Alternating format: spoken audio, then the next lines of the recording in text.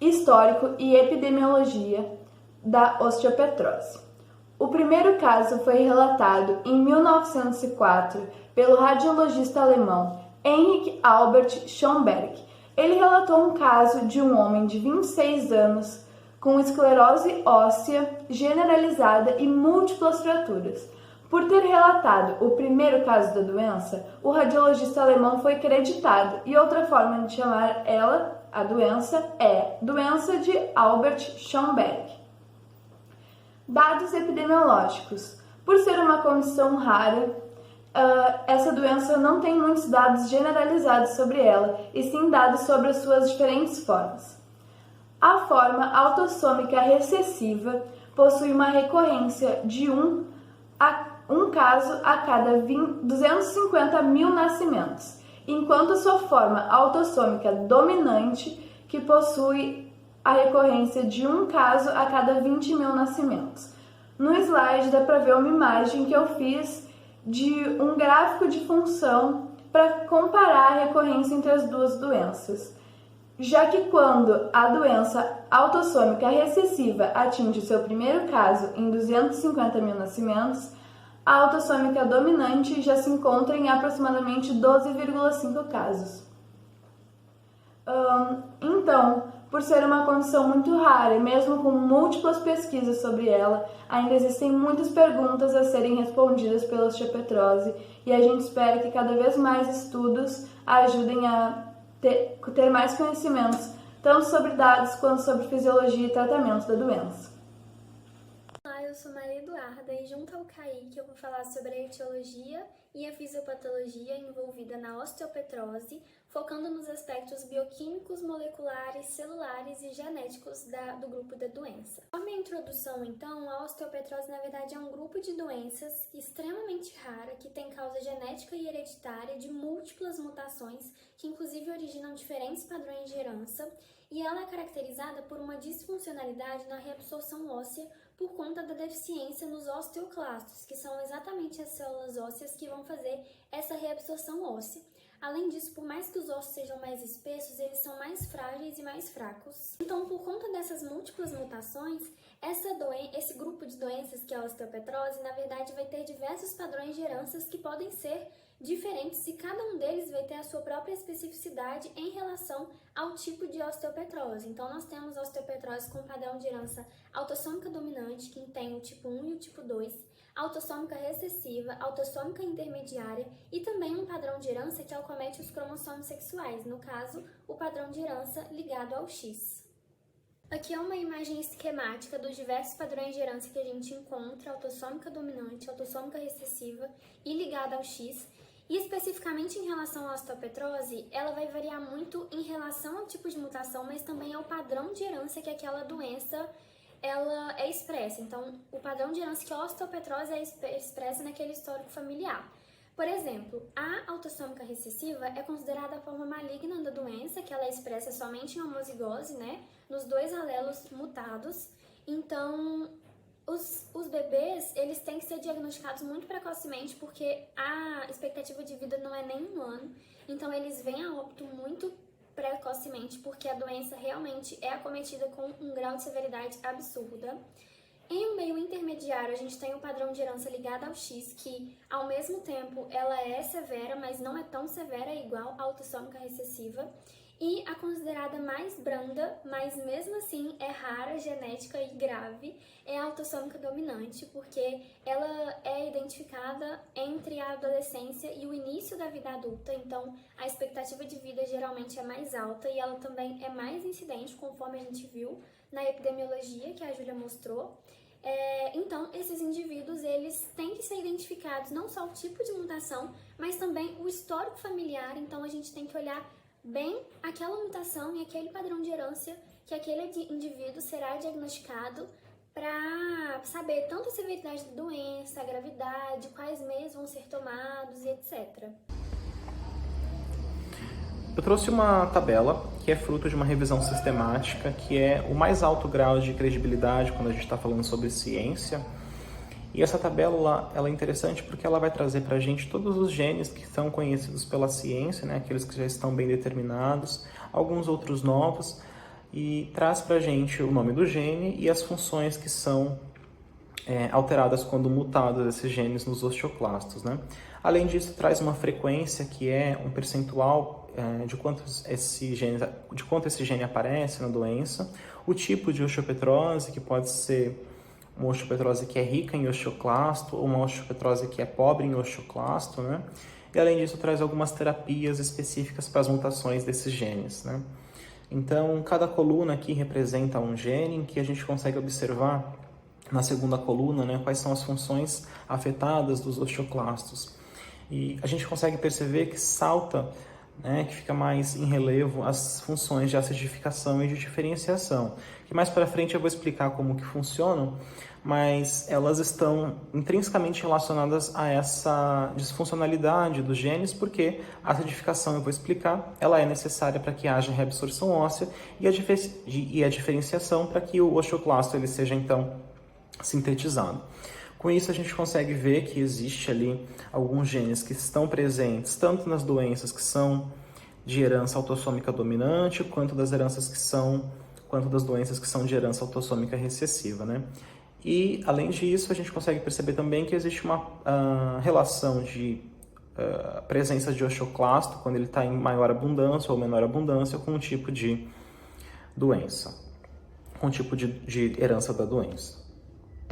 Concomitante aos dados epidemiológicos citados pela Júlia no início do trabalho, o tipo mais incidente da osteopetrose é com herança autossômica dominante do tipo 2, e aí majoritariamente os genes identificados foram mutações nesse CLCN7, que é o que a gente vai dar mais foco aqui. O gene CLCN7 está localizado no cromossomo 16, mais precisamente na posição 13.3 do braço curto do cromossomo 16, e ele codifica, na verdade, uma proteína que é um canal de cloreto do tipo 7, então a proteína chamada CLC7, que ela vai funcionar como um canal iônico do tipo antiporte, que vai movimentar dois íons cloretos em direção ao meio extracelular, trocando então um íon de hidrogênio para o meio intracelular. Essas mutações, elas são em maioria do tipo missense, então ocorre troca de nucleotídeos, sendo que em maioria, novamente, é trocado o nucleotídeo de glicina por arginina na posição 215. E esse gene ele pode dar origem a mutações tanto com padrão de herança do tipo autossômica dominante do tipo 2, que é mais de 80%, conforme a gente viu naquela tabela anterior explicada pelo Kaique, como também pode ter mutações nessa mesma proteína que vão originar um padrão de herança do tipo autossômica recessiva. Nessa imagem tem um esquema tridimensional da proteína CLCN7. Ela é uma proteína transmembrana, então tem a parte anterior, que é a parte carbono terminal, que é transmembrana, e a parte amino terminal, que é a parte citosólica. Aqui eu priorizei separar para a gente ver bem as mutações. Nós temos duas partes nessa proteína, que elas estão em amarelo e em azul.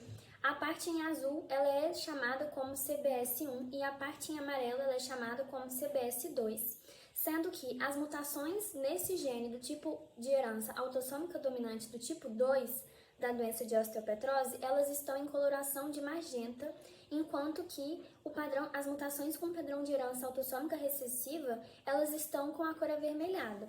Na parte da proteína que é transmembrana, então, a gente pode identificar também que em verde, lá no fundo, tem os locais onde o íon cloreto e o íon de hidrogênio, eles vão fazer o contato com a proteína. E a gente pode observar que não tem nenhuma mutação localizada nessa funcionalidade do canal. Mas as proteínas majoritariamente autossômicas dominantes do tipo 2, que são as colorações magentas, elas estão mais na parte anterior da proteína, o que reforça aquilo que a gente já viu com o Kaique anteriormente, que é que por mais que as células dessas mutações elas sejam ricas em osteoclasto, eles apresentam uma disfuncionalidade por conta da sua alteração conformacional, mais precisamente nessa proteína. Então, tem abundantes osteoclastos, mas eles não são funcionais. Já na parte citosólica, a gente também pode encontrar tanto as partes de CBS1 quanto as partes de CBS2, sendo que esse verdinho no meio dessas partes de CBS1 e CBS2 é a ligação com o ATP, porque é um canal dependente de adenosina trifosfato, e a gente encontra majoritariamente mutações do tipo autossômica dominante do tipo 2, que são as magentas, e elas estão mais no lado de CBS2 da proteína, que é a porção em amarelo. A gente percebe que essas mutações elas estão localizadas em hélices alfa, e essas hélices alfa elas são exatamente as hélices que vão fazer o contato da proteína transmembrana no sentido de contatar a parte citosólica com a parte transmembrana. Então, novamente reiterando essa questão de que essa mutação ela não tem um defeito no número de osteoclastos, mas sim na funcionalidade da proteína presente nesses osteoclastos, que vai fazer com que essa proteína CLCN7 seja mutada, tenha sua conformação alterada e, por isso, a sua estrutura quaternária e terciária, e aí, por isso, ela vai perder a sua função. Bom, nesse slide nós podemos ver uma lâmina do tecido ósseo. Essa lâmina é feita com coloração a partir da hematoxilina e eosina. A hematoxilina tem afinidade pelos ácidos nucleicos do núcleo, já que esses possuem caráter ácido, e ela é um corante de caráter básico e deixa essa parte da célula com uma coloração azul arroxeada. Enquanto isso, as proteínas do citoplasma, que tem caráter básico, vão ter mais afinidade pela eosina, porque ela é um corante ácido, que vai deixar uma coloração de rosa a vermelho. Os osteoclastos que podem ser visualizados nessa lâmina, eles são grandes moléculas com múltiplos núcleos que participam da reabsorção e remodelagem óssea.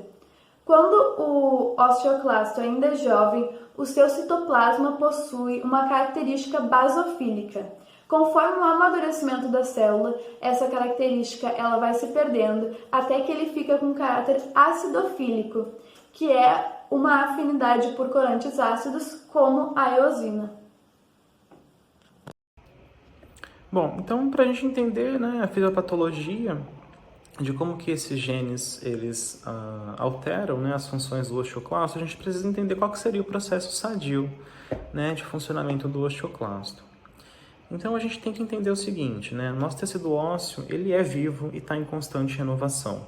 Para isso ele precisa que os osteoblastos estejam fazendo a regeneração e que os osteoclastos façam a reabsorção.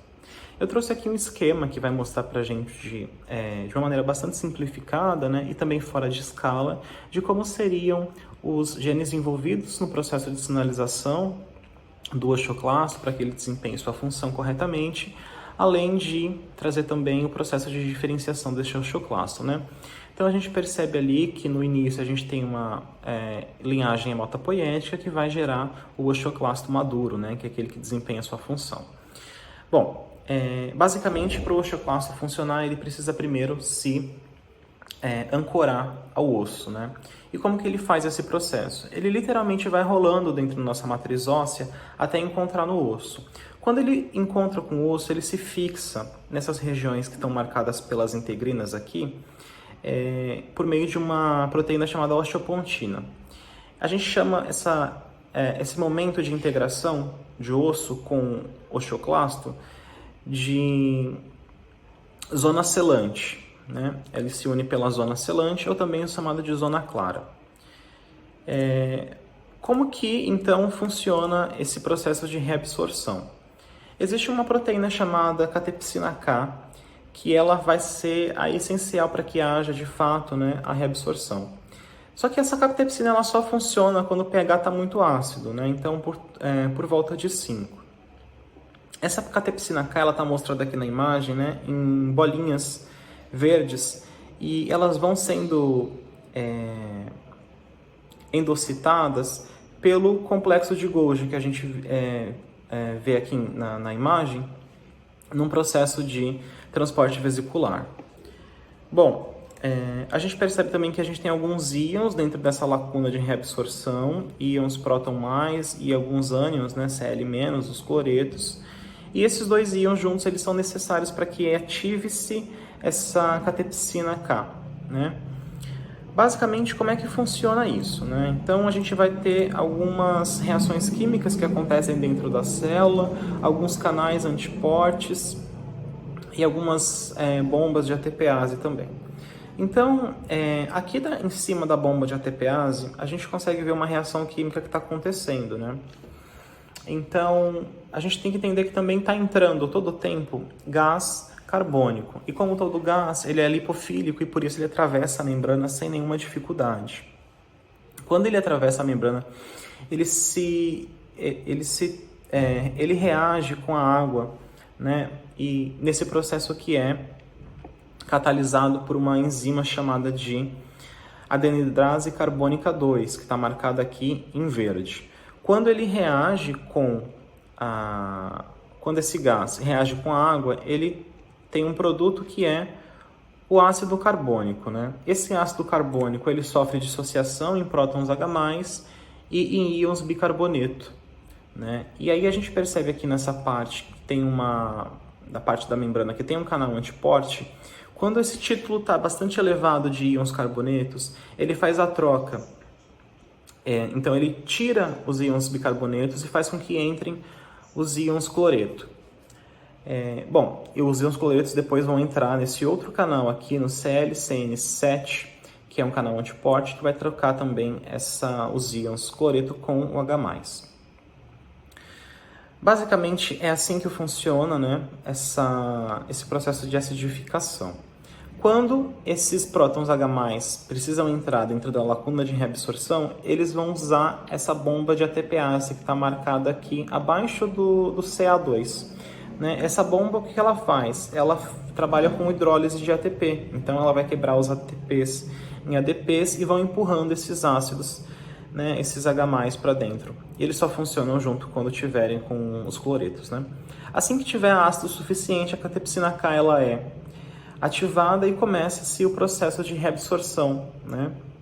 Então, a membrana plasmática ela não é só lipídica, né? Ela também tem algumas proteínas. Essas proteínas elas são hidrolisadas pela atividade dessa catepsina. Isso faz com que haja pequenas rupturas na membrana plasmática e esse conteúdo ele consiga ser despejado dentro da lacuna de reabsorção. E isso aos poucos vai fazendo com que todo o processo, com que todo o conteúdo do osteoclasto seja renovado, né? Perdão, todo o conteúdo do osso seja renovado, seja reabsorvido e renovado.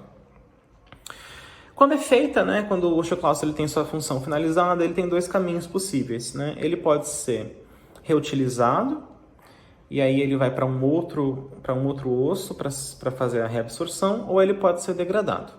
Então, esse é basicamente o processo que acontece dentro de uma célula normal. Agora eu vou passar para poder tratar sobre os genes modificados e como que eles individualmente afetam o processo complexo de reabsorção óssea. Bom, dentro daqueles genes que eu mencionei na tabela, né, eu vou trabalhar alguns desses genes. O primeiro que eu vou trabalhar é o TCI-RG1. Né? Ele tem essa sigla, né, correspondente a regulador imune de células T1. Esse gene ele é expresso principalmente nos osteoclastos, né? E também ele atua em algumas outras células parietais gástricas. No osso, a atividade da VATPase é necessária para atingir aquele pH baixo que eu falei, para que justamente ocorra a reabsorção óssea, né? E com isso a gente consegue fazer tanto a dissolução da matriz inorgânica quanto a degradação da matriz orgânica pelas proteáceas ácidas que vão estar ativadas, né? Exemplo da catepsina K, que só atua no meio ácido, né? Então, basicamente, isso ajuda a explicar o porquê que essas mutações que ocorrem nesse gene especificamente atrapalham o processo de reabsorção óssea, né? Existem mais de 120 mutações, né, diferentes que foram descritas até o momento em relação a esse gene.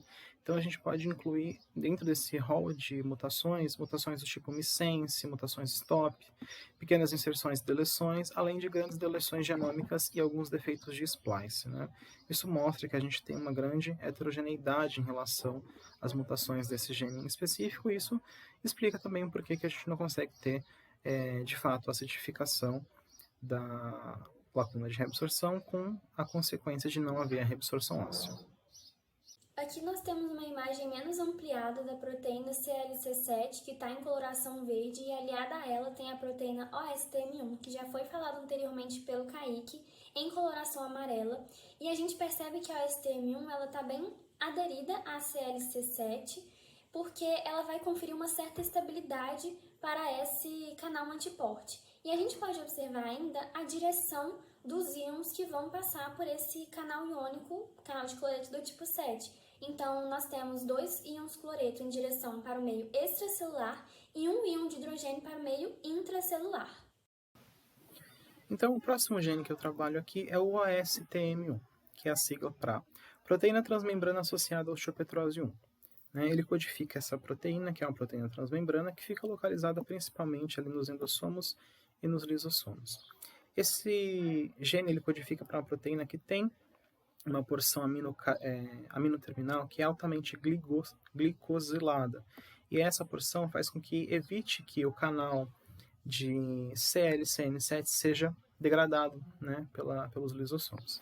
Além disso, esse domínio está intimamente ligado com as trocas iônicas e os tráfegos que são dependentes do canal de troca de prótons H+ com cloreto, E a gente, nessa mesma literatura que eu trouxe, foi encontrado também que esse gene ele pode estar atuando como se fosse uma ubiquitina ligase 3, para a proteína G, que é aquela proteína heterotrimérica que a gente estudou em biologia celular, Como a gente viu, é uma família de proteínas que tem vários membros, E um desses membros, no caso específico desse gene que eu estou trabalhando aqui, seria a proteína G do tipo GY3, Bom, além disso, algumas ligações com esse gene também mostraram que, do ponto de vista citosólico, a gente encontrou algumas coisas que sugerem que ele pode atuar como se fosse uma molécula adaptadora, Então, isso se relaciona com a parte de endames que a gente viu para a sinalização celular.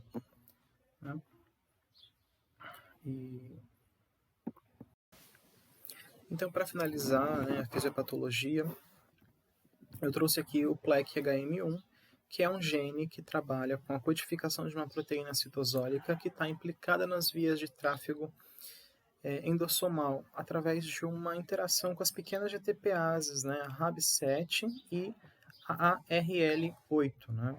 Além disso, dessa implicação, de estar relacionada com o tráfego, ele também está participando de fusões entre os autofagossomos e os lisossomos, em que essa fusão ela é necessária para que haja depuração dos agregados proteicos. Consequentemente, quando a gente tem a falha por meio de alguma mutação em relação a esse gene, a gente perde o processo de distribuição das vesículas, e isso faz com que a secreção e a formação da borda ondulada, que é aquela borda necessária para que se ative a catepsina K, eles fiquem prejudicados. Então, esse gene a gente consegue perceber que, quando ele está afetado, a parte reabsortiva dos osteoclastos ela fica prejudicando. Oi, boa tarde, eu sou a Luna Yasmin e agora eu vou falar um pouco sobre sintomas da osteopetrose, destacando principalmente os aspectos bioquímicos dos sintomas.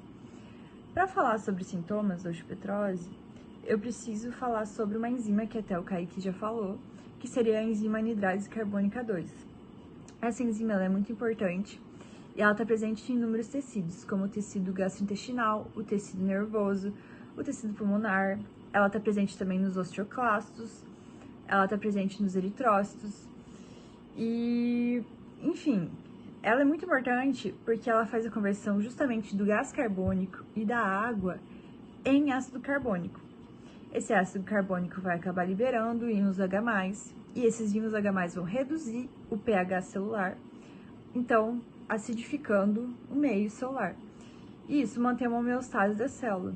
Então, no caso, se ocorre uma deficiência dessa enzima, não vai ter essa conversão de gás carbônico e água em ácido carbônico, então vai ter realmente essa falta dos íons H+ na célula e vai causar inúmeras complicações. E essas complicações são as complicações observadas na osteopetrose, que vão ser o crescimento excessivo dos ossos, os ossos vão ser espessos e quebradiços, vai ocorrer anemias, vai ocorrer sangramentos, vai ocorrer uma paralisia cerebral, vai ocorrer perda de visão, perda de audição, enfim, são vários sintomas, todos apresentados pela osteopetrose, no geral, são causados pela deficiência da anidrase carbônica 2.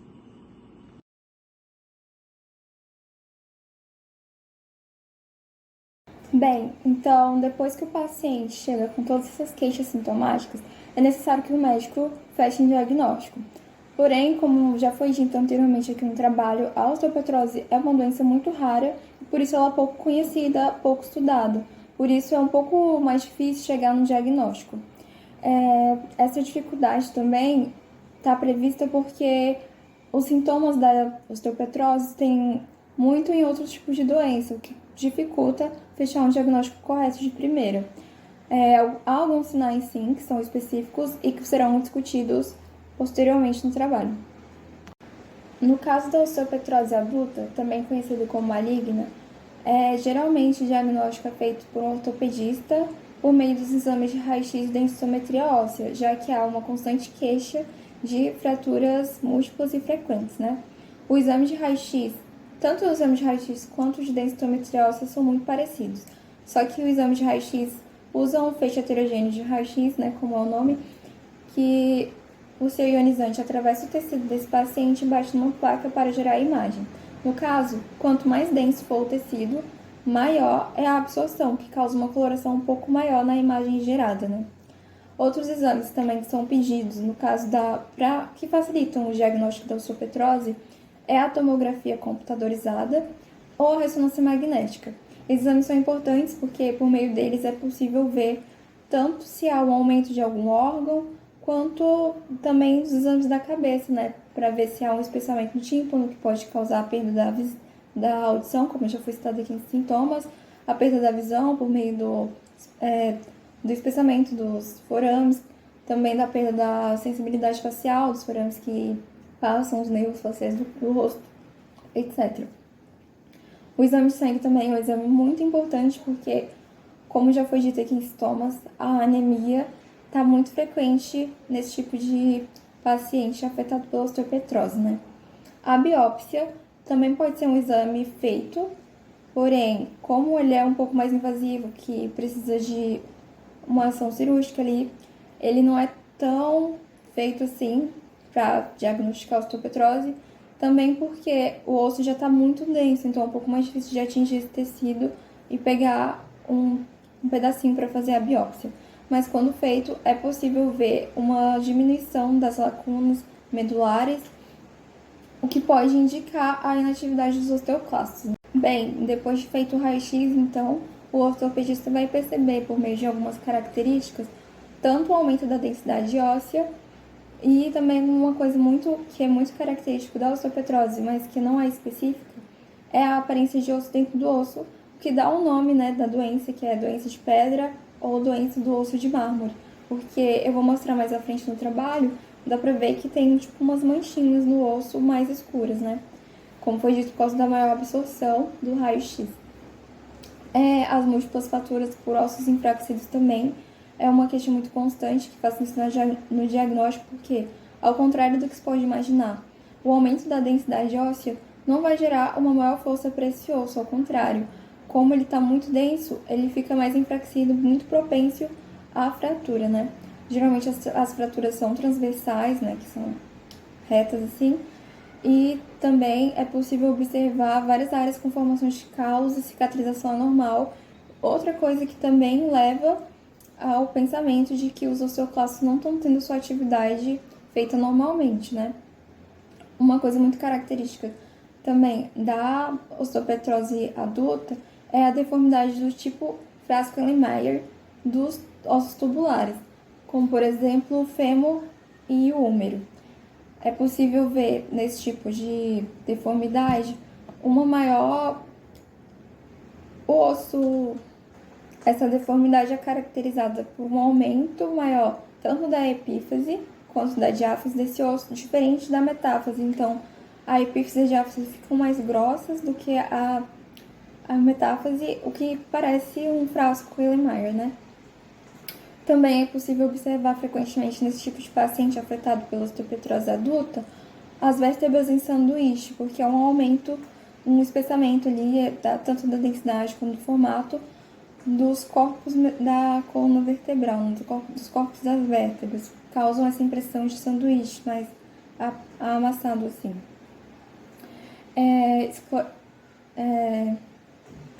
É possível observar também por meio do raio-x ou do exame de densitometria óssea bandas metafisárias radiolúcidas alternadas. Isso é quando dá para ver algumas linhas transversais no osso que caracteriza ali que não está tendo tanto um crescimento quanto uma renovação do tecido ósseo normal. Bem, aqui nesse slide eu trouxe alguns raios-x de um paciente afetado pela osteopetrose adulta, também conhecida como benigna, para a gente perceber um pouco mais da imagem do osso marmorizado, né, que classifica a doença.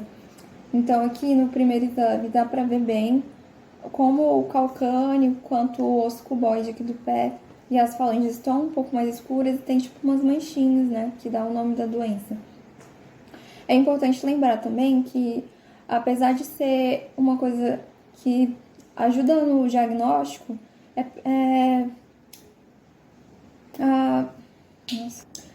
a aparência de osso dentro do osso também está comum em outras doenças que precisam ser descartadas para que haja o correto diagnóstico da osteopetrose, como, por exemplo, a hipervitaminose D ou intoxicação por metais pesados e até mesmo a anemia falciforme, né?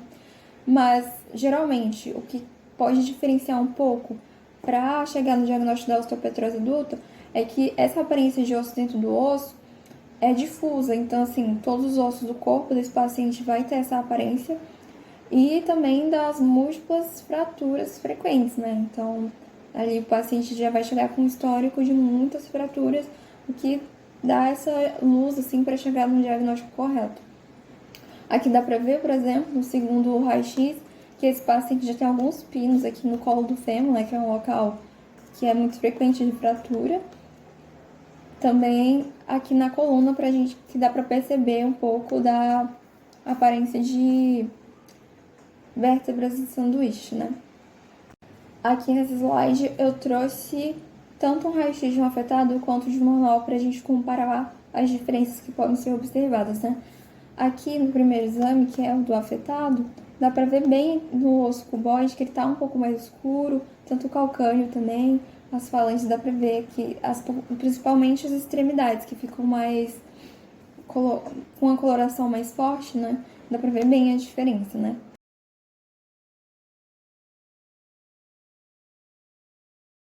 Aconselhamento genético. De acordo com o Ministério da Saúde, aproximadamente 80% das doenças raras têm origem genética.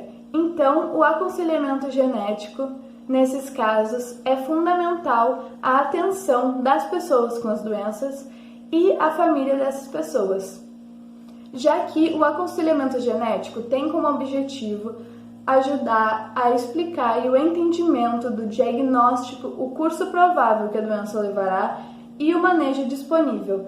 Além disso, ele também ajuda a explicar como a hereditariedade influencia na doença e o risco de recorrência entre os familiares e como lidar com esse risco.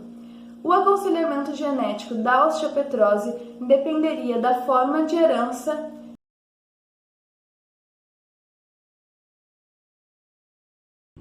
Agora eu vou falar um pouco sobre os tratamentos da osteopetrose e eu acho importante ressaltar que os tratamentos da osteopetrose sempre foram muito paliativos. Hoje em dia também são usados muito o tratamento paliativo, e o tratamento paliativo consiste justamente na transfusão sanguínea de plaquetas e de glóbulos vermelhos.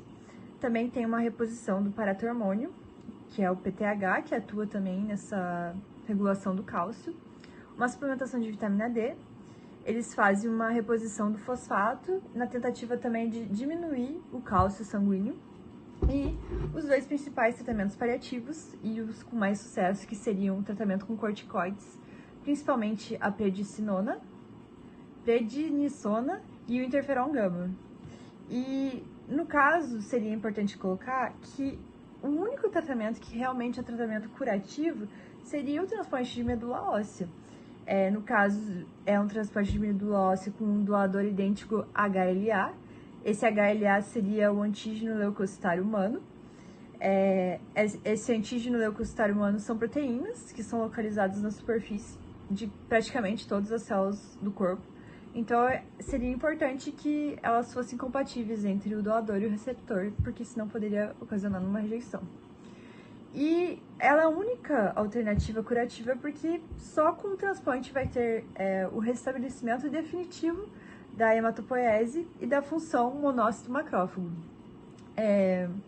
No caso, o primeiro transplante de medula óssea para a cura da osteopetrose foi realizado em 1977, num bebê, no caso de 3 meses, e ele foi bem sucedido, mas na literatura brasileira até agora não existem publicações. Na verdade, teve um caso de 2019, que até o nosso grupo estava conversando, mas também não foi bem sucedido. Então, aqui no Brasil, não existe publicações a respeito de transplante de osteopetrose, pelo menos bem sucedidos. A partir desse transplante, vai já ter uma melhora radiológica, né, que já começa a ser observado nas radiografias a partir de 2 meses do transplante, mas a melhora da clínica com a resolução do quadro respiratório e dos outros problemas ósseos, principalmente do desenvolvimento neuropsicomotor, vai ocorrer somente após 1 ano do transplante, que daí, no caso, seria uma cura definitiva. Agora eu vou falar um pouco sobre os 2 principais tratamentos paliativos, que são os com interferon gama e com corticoides. O tratamento com interferon gama, seria bom colocar primeiro que o interferon gama é uma citocina que é liberada após a resposta imune adaptativa. Então, ele tem essa função de atrair os macrófagos e esses macrófagos vão auxiliar na remoção desses restos celulares. Então, o interferon gama, ele vai evitar a formação do osteoclasto, porque ele atua sobre as células precursoras, que seriam, como apresentada na imagem, eles estão atuando sobre os macrófagos da medula óssea. Então, ele vai levar esses macrófagos da medula óssea à morte celular, então não vai ter a formação dos osteoclastos, o que vai acabar melhorando, vai ter uma melhora no quadro dos sintomas da osteopetrose. Tem também o tratamento com os corticoides, que, como eu falei já, é a prednisona, geralmente usado. Ele vai diminuir a formação de novas células ósseas. Então, ele, além de diminuir, ele vai aumentar a velocidade de eliminação das células antigas, o que vai acabar fortalecendo os ossos, mesmo que seja meio incoerente essa diminuição das células e evitar que forme-se novas células acaba fortalecendo o osso. E os corticoides, eles também ajudam a aliviar a dor nos ossos e também contribuem na melhora da força muscular.